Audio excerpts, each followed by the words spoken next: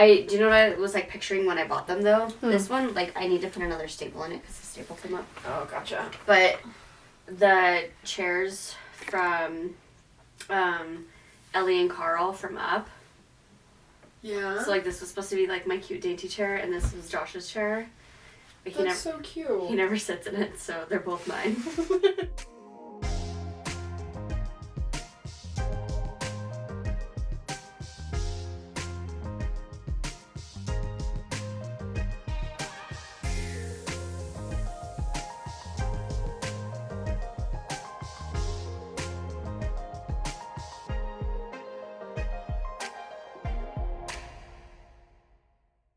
Okay. I'm Amanda. I'm Adalyn. Wait, how are we? So, did we mess that up or did we just laugh? I just laughed. Okay. I probably know what's happening. I'm Amanda. I'm Adalyn. Welcome to Life with Purpose podcast. And today we're talking about... Retail. Woo! Dun dun dun. Oh my god, no. Before we start though, I've been waiting weeks to tell you something. Oh, yes! What have you been waiting to tell me? Because I told you that I wanted to tell you on the podcast. But what's funny about us picking the retail episode is that it's retail related. Okay. So if you guys don't remember, Adalyn and I work at a corporate retailer part-time, and that's how we met. So this will be really funny to you. So I was at said job, and of course, you know, we get stolen from literally all the time. Mm-hmm. And I just know how to pick them. As soon as they come in the door, I look at them and I just know you're going to steal from us. I don't know how I've acquired this skill, and I kind of hate myself for it, but they walk in and I just look at them and I know. So this young man and his girlfriend come in, and he's wearing a hoodie and he's got the hood up, but it's a warm day out, and that's just one of those things, you know. Just like an eyebrow tattoo. Dead giveaway. Eyebrow tattoo is a dead giveaway. We'll have to talk about our dead giveaways. Yeah. So there was we don't want to give them away. Somebody came in recently. Weren't they asking about how we pick out people who are going to steal from us? Did you see that in the chat? Oh yes, I did see that in the chat. So a magician never reveals their secrets. So we'll only talk about a couple. A couple. Like the eyebrow tattoo. So anyways, this kid and his girlfriend come in, and I don't totally have them pegged for thieves, but I'm like, maybe there's someone that we need to keep an eye on. We'll just see. So they walk to the back of the store. I kind of like peek on them every now and then and see how they're doing, and then they leave. And when he leaves, the pocket of his hoodie is full. And he's walking out, and you know we're not supposed to stop them or apprehend them, or we're not really allowed to do anything. So I just roll my eyes, and I'm like, seriously? So he stops, and he looks at me, and I am looking at his pocket, and I kind of point to his pocket, and he pulls it out slowly and is like giving me this look. It's a Target bag. But the way it was bunched up in his pocket, it looked like the end of a white shoe. Oh no. So I thought he shoved shoes in his hoodie. And so then I just stopped and I was like, oh my god, I'm so sorry. People steal from us all the time. I thought you shoved shoes in your hoodie. Have a good night, I'm so sorry. And the girl just kind of looked at me, and they went on their way. Oh my god. I've been waiting weeks to tell you that. Oh, Mandy, that gives me flashbacks. Anyways, I was so embarrassed because my god. I'm so jaded about people stealing from us that I thought this poor kid, he just very shyly pulls out this grocery bag, and he's kind of like... This was like a teenager? Yes, and he's like, bitch, what? Oh. And I was just like, have a good night. I think I might have told you about the man with the socks. Yes. So He walks in, and I check people's attire when they come in, and I check the shopping bags. You know, I look at the shopping bags that they bring in, just make a note of the shape and the size, you know, how full they are, right? Well, he's walking around, and I had just gotten a weird feeling about him. You know, when people, like, they don't really look at you when you're like, hi there, welcome into the store, and they're just kind of like, you know, I'm always just like, okay, just make a note that they, you know, some people are just antisocial and weird, but some people, they just don't want it, you know. Yeah, well, anyways, halfway through his shopping experience, he has these white Nike socks in his bag, and I was like, those were not in there before. So very confidently, I went up and I said, excuse me, sir, I can hold those socks for you up at the front while you're looking around. He lost it. Oh my God. And he was like, is it because I'm dirty? And I was like, no, sir. Is it because I'm dirty? Yeah, well, because he pulled out the socks, and they weren't socks that we carry in any store. Oh my God. And he literally, yeah, he was like, is it because I'm dirty? And I was like, no, sir. Men who work in construction, they're very kind and hard workers. I was like, I don't think, it's not because you're dirty. And I was, people steal from us all the time, and I am just so sorry. And he just was so upset. He was so upset, of course. And I was like, you know, it's actually, we don't usually have, unless you're a crackhead, dirty people don't really steal from us. Not like that. Not like covered in dirt. Hilarious. Oh gosh. Oh, but embarrassing moments I can relate to. That's so funny. So many embarrassing moments. Teenager. Retail is one of those things, they say at every point in someone's life, you should either work retail or work as a waitress. And I wholeheartedly believe this. The things that I've been through in retail make me 100% a better person, I think. It's complicated.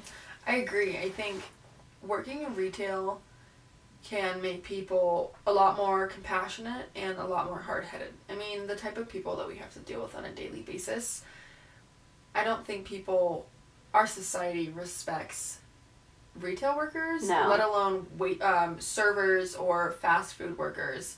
It's like we deal with people when they're in a hurry, or when their shopping order has gone wrong, or it's a part of the day that they don't care about. They're there to receive something, and they really, all they care about is getting that the way that they want it. Yes. Which we're all like that, you know, I don't blame them, but people, I think, take it as an opportunity to be rude. There's something about something going wrong when you're purchasing an item that makes people lose their ever-loving minds. You know, I think I've actually had, at our particular store, I've had people that have been surprisingly calm and understanding when things go wrong. I've also had people scream and leave the store and come back in to yell, and leave the store and come back in to yell. But I've had more people that have also been compassionate than any of the other retail or fast food places that I've worked at. So that's been really interesting, you know, as we kind of evaluate the level of crime and anger that happens in our city. I feel like it's been balanced out a little bit. I don't think that I've had any horrible experiences apart from the theft at our particular store. I used to work at a big box store. Mm-hmm. Are we going to say the name of them? Can we? We'll have... Okay, whatever. I used to work at Office Max. Mm-hmm. So before Office Max and Office Depot merged, I worked at Office Max, and this guy was returning a printer, and he was buying another one, and it had something to do with some sort of coupon and the price adjustment, or the price between the two, and the purchase was going to be more expensive with the new printer. I don't remember. This was 100 years ago. Got upset with me, jumped over the counter, and we wore black polos. So he jumped over the counter, grabbed me by my shirt. So you're like, you have your black polo and you tuck it into your khaki pants and you look like a nerd. Pulled me by my shirt so it came untucked. Oh my God. Dragged me over the counter and was getting ready to fight with me.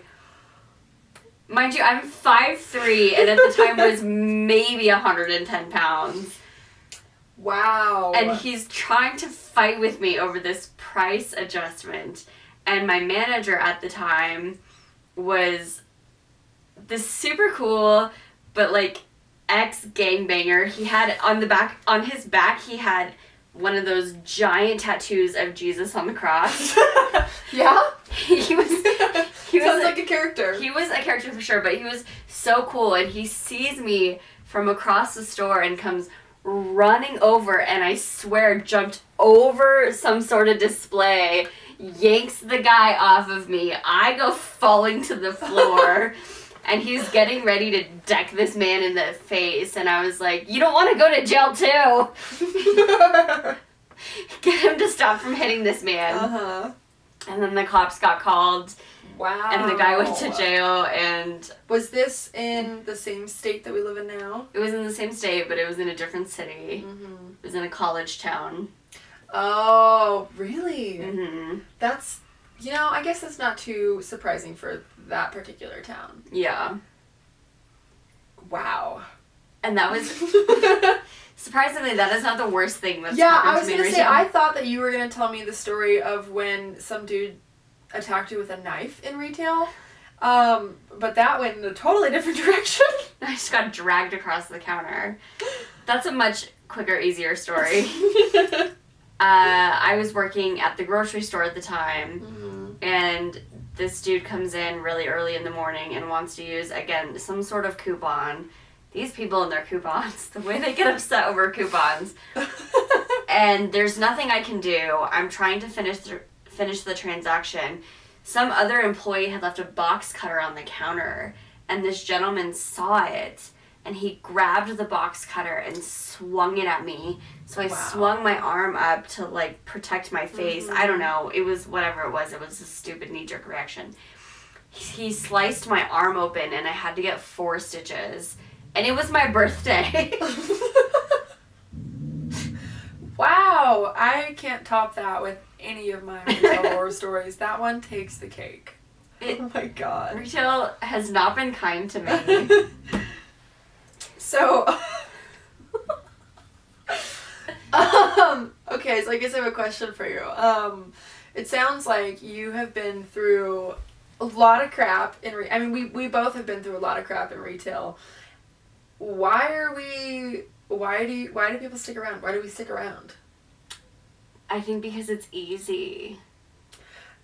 The stories that you just told me strongly contradict that.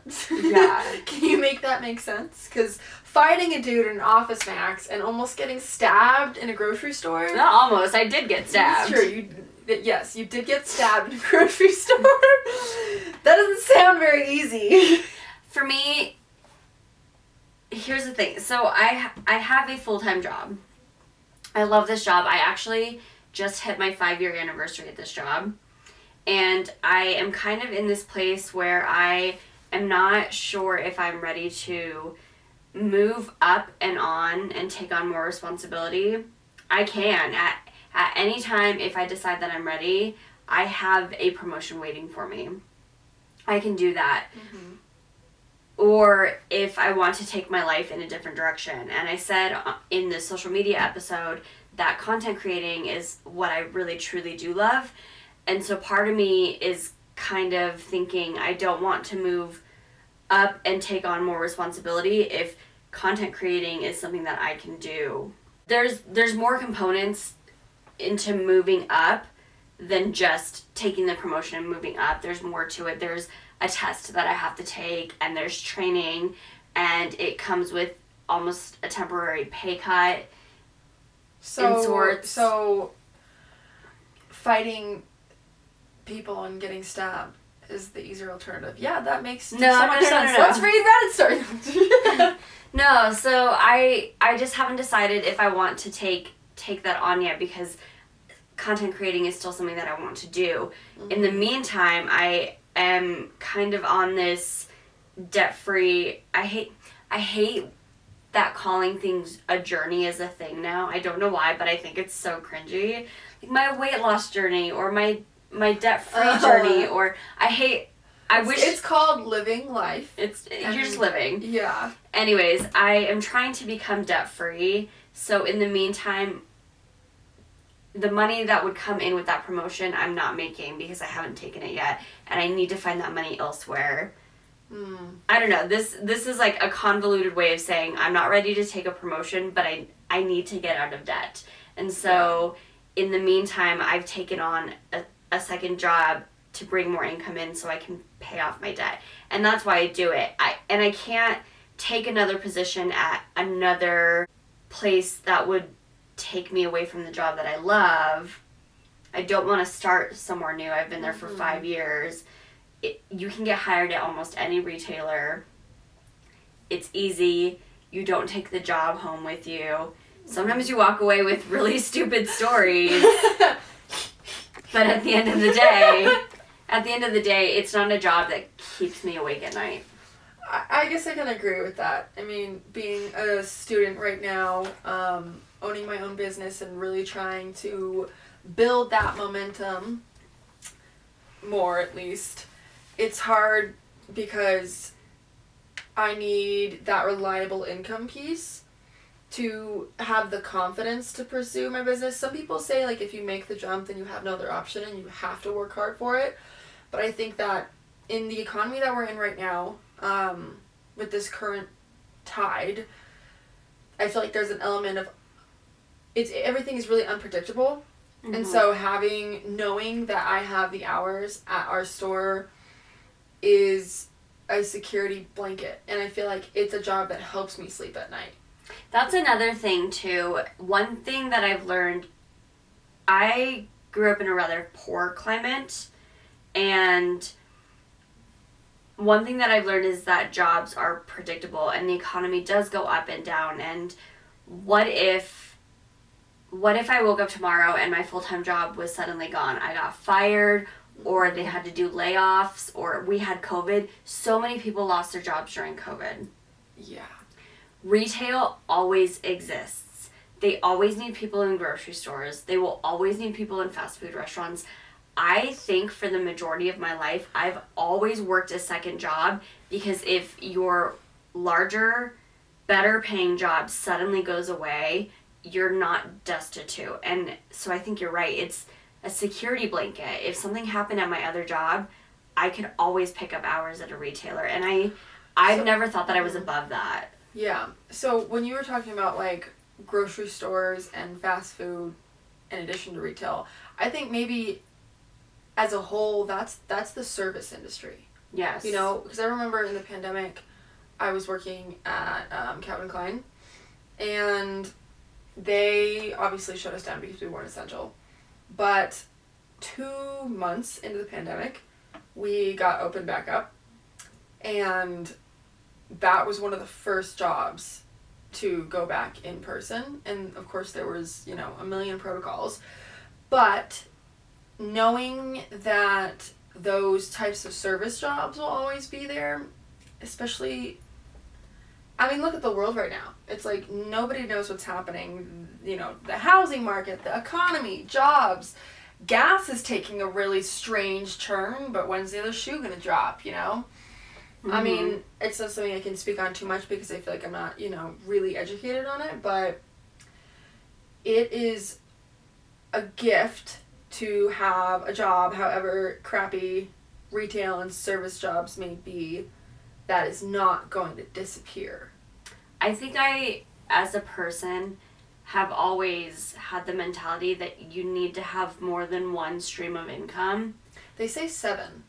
7 streams of income. They say 7, and they say that, I think, at least half of them you need to be able to make money off them while you sleep. So that can be like investments and, I guess stocks, and then real estate.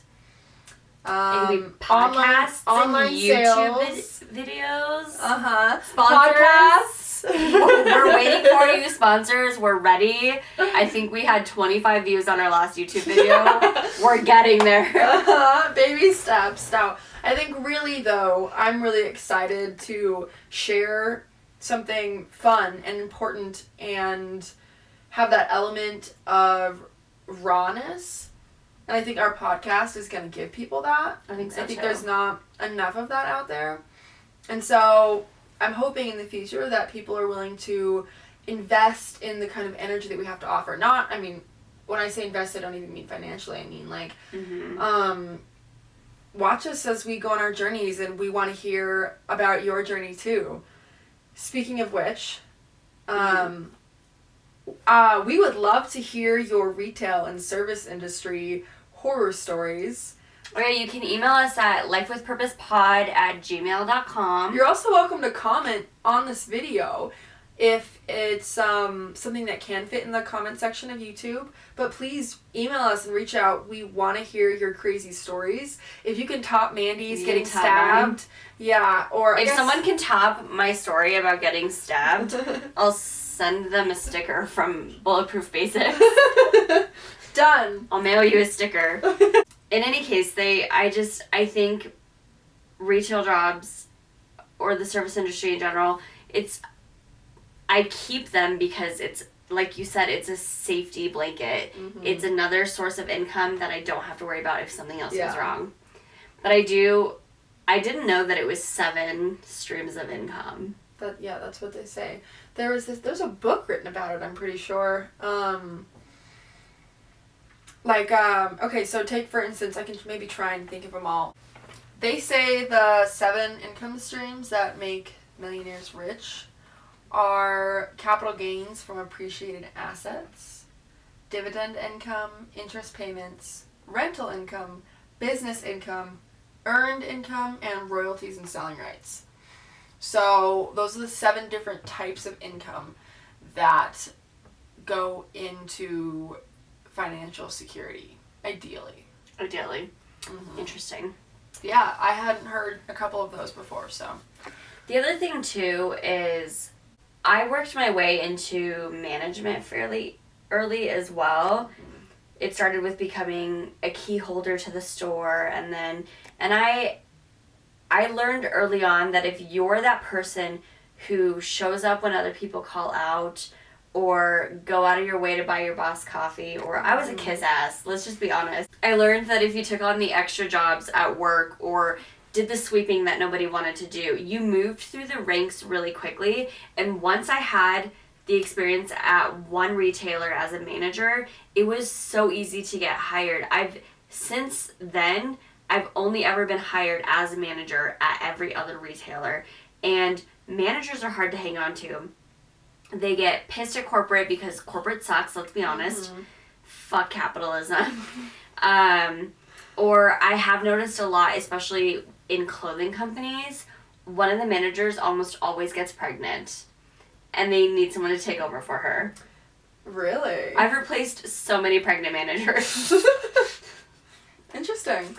So then you get paid more than associates. You get more hours than associates do. Mm-hmm. And you get offered more because you've already put in the work and you've become a manager. So I just had to do it one time, and then now I know wherever I go, I can get hired as a manager. Yeah, that's the beauty of it. I mean, I've heard from a lot of people that getting hired as a manager without manager experience is so hard. I thought that it was pretty easy. I mean, I don't know. But anyways, once that box is checked, going back is not really necessary. Yeah. I mean, if you can get manager retail experience, you can find a job almost anywhere. In every single city, there's going to be a retail job. I mean... And then you can take your experience as a manager, just that word, manager, and then you can go become an office manager, mm-hmm. or an apartment manager, or a property manager. And it's all about fine-tuning your resume. Instead of saying things like, prepared the schedule for the store, you would say, fine-tuned my skills in time management, because you literally had to manage everybody's time to make your store run. And so I took what I learned there and learned how to manipulate my resume, and then I've been able to that's kind of how I got this office job that I have. Mm-hmm. you just take very specific words and you fine tune them a little bit, and then suddenly you can get a job in something that you're not qualified for. And it all started because I took a manager job at Office Max. I got beat up for it, but it was fine. Okay. So, on the note, circling back to retail horror stories, we would like to read some from Reddit. I did find a couple good ones on Reddit. What? Do you like my unicorn socks?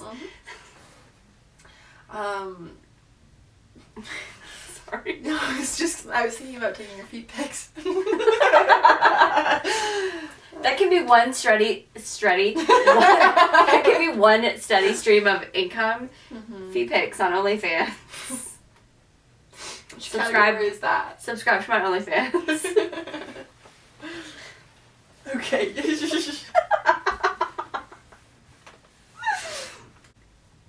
Our tale begins with a devilishly handsome retail worker in a micro center. They had a video game section. Now, this handsome retail worker was pretty well versed in games and pop culture, so he was a shoo-in for the job.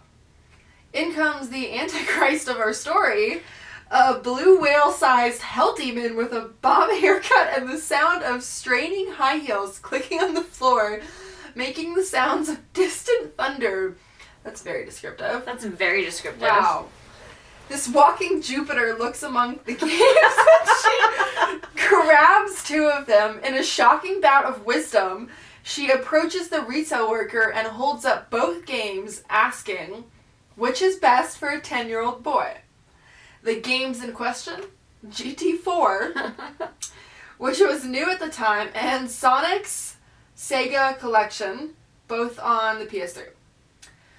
Now, what did this retail worker do? Well, obviously be a very responsible salesman and tell the eldritch abomination that the Sega...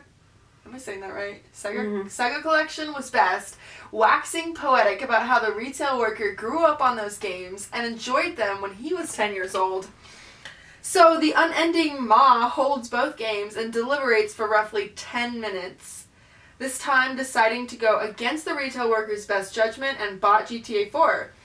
The worker thought nothing of it, just the usual when it comes to monsters like this. My god, at this point in the story, OP's description of this woman seems a little out of pocket, but I'm just waiting for the other shoe to drop. Oh, right now.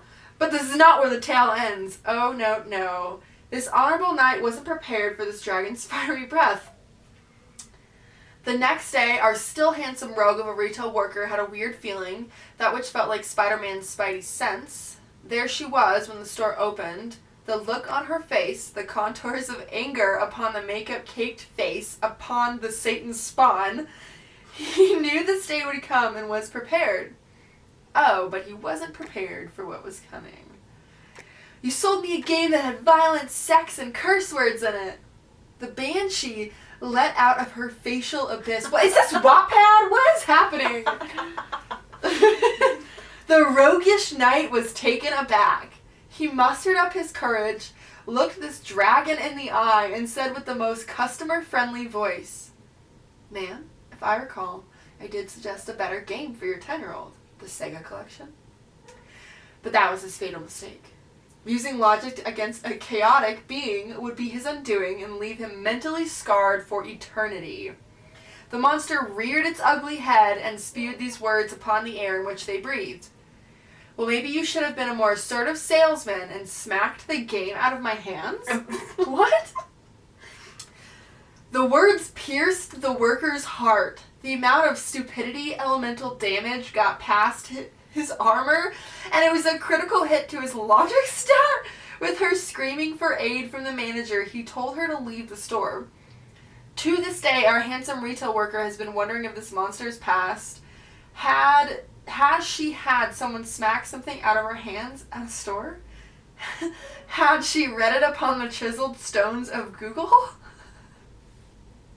That's a lot to unpack. It's straight out of a Wattpad anger kink book. I thought it was hilarious. I know, so too. It was very descriptive. It was. And I Very love, well written. I love the way that they described the Karen as a dragon, and he's this knight in shining armor. It's accurate. If I do recall, I suggested a much better game for your 10-year-old. Like any retail worker is that angelic. You should have smacked the game out of my hand. That's like when that lady told our store manager just a couple days ago, you guys sent me the wrong shoes, and store manager was like, these are the shoes that you brought me to send you to your house. And the lady was like, oh no, like there must have been a mistake. And she was like, no, this is... You literally handed these to me. And then I sold them to you. And she was like, incorrect. Incorrect. You're wrong. Okay. This one's titled, So Are They on Sale Now? I swear Christmas shopping brings people into the store who haven't set foot in a clothing store for months. I have no other way to explain some of the behavior I am seeing. Woman approaches me with a pair of pants in hand with her 2 daughters following. Hands me the pants, tells me to find them in a size 28. She's seen it on the floor. I go and check the rail where these specific pants are hanging, but there is no size 28 there. I return to her and tell her this, adding that if she would like me to, I can check in the stock room, but that might take me a few minutes. She insists they are here on the floor because her daughter had them in hand. After 2 minutes of confusion, and with the help of her daughter, mind you, there is no language barrier. Their accent was as British as it gets, and my English is pretty decent. We figure out what she means. Her daughter had the jeans in hand, put them on a rail while she was shopping, and forgot where exactly she left them, and now she wants me to find them. After some more triangulating, we find that they were in the sales section when this happened, so I quickly browse through the sales rail and find the pair of pants in question. Then she asks me the $1 million question. So are they on sale now? Wow. I have had so many people come up to me and say, well, these shoes were priced like this on the floor. And I'm like, okay, let's go check. And every single time, without fail, they have been put in the wrong place, or the price tag has slid to the wrong part of the It just slides stand. over Yeah. a little. And then I'm like, well, sir, ma'am, if you read the price tag, it doesn't actually say this item. Yeah. And they go, oh. I'm like, yeah, but if you read it, then you would know. So this happened to me the other night. This lady comes in and everything is wrong. So we have this buy one get one half off sale right now. Mm-hmm. She grabs her 2 items, brings them to the register, and the associate who was ringing her up tells her these 2 items don't qualify for this specific reason. Lady gets mad, goes back to the sales floor. A sales associate explains to her, this is what qualifies, this is what doesn't. Lady brings 2 more items up, wrong items again. Gets upset, goes back to the sales floor, decides to settle on one specific item, and then I get her to check her out. Sales associate is busy with someone else. And I ring her up, get all the way through the transaction. She sticks her card in the card reader and then says, that's not the price that they were on the sales floor. So we have to cancel before the card goes through, take the item, go back and look at the shelf, and she says, look, see, this is the price, $59.99. And I say, okay, here's what it says on the box of this item. Here's what that says. It's not the same item. And she's like, well, it was sitting there. And I was like, right. Customers move things all the time. Mm-hmm. This is retail. You probably know that we're short-staffed 100% of the time. And we can't always keep up with this. We do our best, but it was clearly in the wrong spot. So I say, here's the item that you were looking at. And she starts to argue with me. I realize it's a $5 difference, and I just look at her and I'm like, I'll just discount it. Walk up to the register, and then she's like, I'm sorry, I just am having a bad day and nothing seems to be right. I've just hit the lottery with you guys. Every time I pick up something, it's wrong. And I just don't say anything for the rest of the transaction. I'm not trying to argue with this lady. And then she goes on and on and on, and then starts berating me about this $5 difference, and I was like, I discounted it for you. I gave you the price that you wanted. $5 is not going to get me in trouble. I want you to get out of my store. Finished the transaction, and the people at the register went over, just look at me and go, man, she was a major see you next Tuesday. Made me laugh. Anyways. There's not a whole lot of humor to that story, just the fact that she was a see you next Tuesday. Oh my god. Which is a word I refuse to use, but I think it's hilarious when other people use it. When I was 16, I got a job at a camera store. I'm 53 now. I hadn't thought of this incident since that day, and I was just reminded of it tonight. So I had gotten this super brief training, and I'm cut loose to help customers. Not a big deal. I was into photography and knew most of the cameras we stocked. Also had to take in film for processing. Didn't sell anything for the first couple hours, and then the lunch rush happened. It's a little hard to follow because it's dated. It's about film. Like when you had to drop off your film at the camera store. Oh, that's not the problem. It's just me. Okay. I thought it was hard to follow when I read it the first time. Didn't sell anything for the first couple hours, and then the lunch rush happened. Everyone picking up their processing. Then my first credit card customer, not as ubiquitous. Ubiquitous? Thank you. Ubiquitous? Mm-hmm. Not as ubiquitous. Not as ubiquitous. Anemone. Anemone. Alright, kid, don't hurt yourself. Disney, don't come at me. Then my first credit card customer. I hadn't been shown the process directly, as we didn't have a customer when I was training. We kind of like mimed it and I got it, except for one important detail. I ran the card remembering the process as shown successfully. The transaction result came back, capture, and it's like a series of numbers. I was stunned. I tried to let my manager know without arousing suspicion, but he was busy. I insisted, and he looked and noticed I had my foot on the counter shelf and realized what was about to happen when I whispered, "Do I capture them or the card?" It turns out the word capture meant approval on those machines back then. I'm so glad I asked my manager first. Okay, so I think I'm missing something. I told you it's funny because it's dated. Uh-huh. This is back when credit card processing was new. Mm-hmm. So I talked to my mom about this recently. Yeah. The one who's alive, not the one who's dead. Oh my god. I hope you would find that funny. I did find it really funny. Well, you're so expressive in person, but then on text you're like, LOL, period. And I'm like, she likes me, right? Okay, so if you're missing the context, everyone in podcast land, I often make jokes about my dead mom.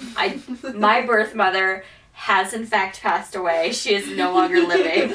So the other day, what was it that you had said? Oh, you were like, I'm going to ask my mom what she thinks about our podcast. And I was like, great, I'd love to hear what she thinks. And then you had sent me back, and I was like, wait a second. I was like, I thought your mommy was in heaven. Like, I thought your mom was dead.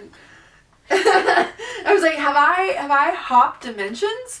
Because I don't know what's happening right now. I was like, am I a terrible friend or am I crazy? Yeah.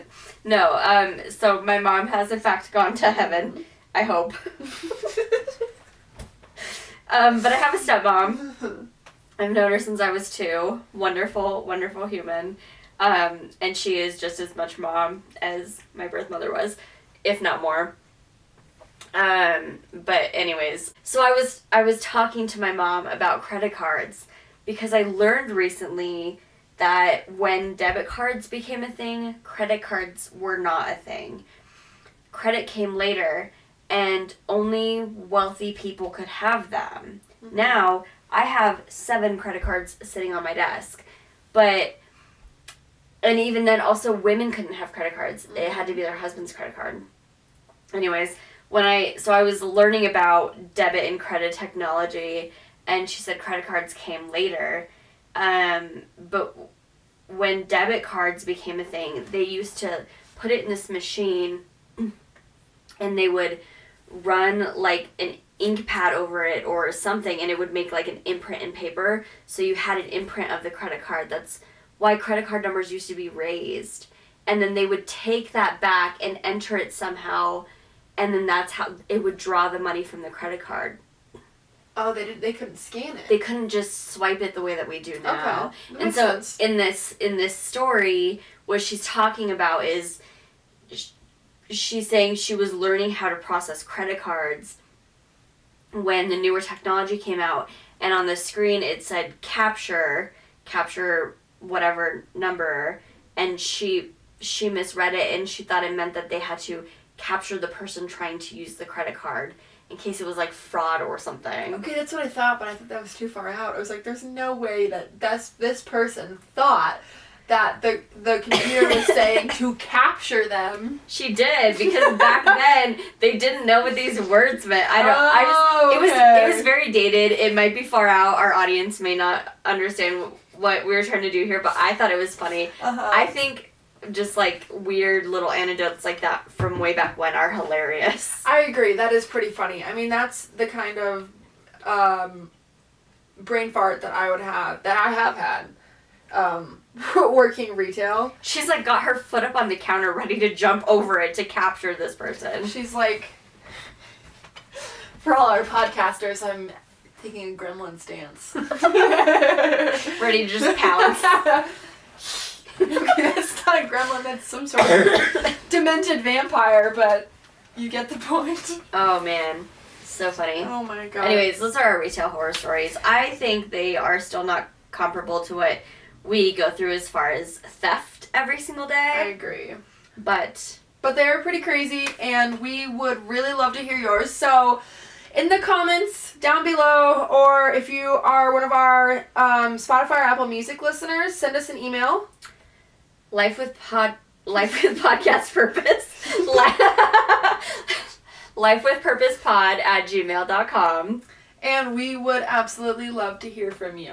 But before we end, the guy who assaulted me at work got arrested, and in the midst of getting arrested, he nothing short of ran an officer over with his car, so also got 2 counts of assaulting a police officer.